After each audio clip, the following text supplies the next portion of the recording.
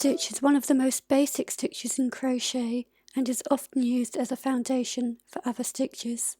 We begin with a slip knot on our hook. We take hold of our yarn.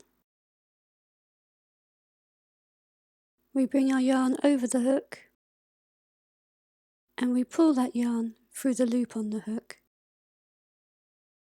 And our first stitch is done. Yarn over the hook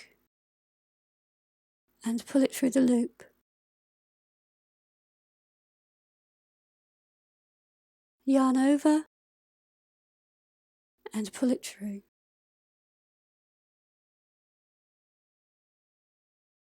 Yarn over and pull through. And that's all there is to it. That's the chain stitch.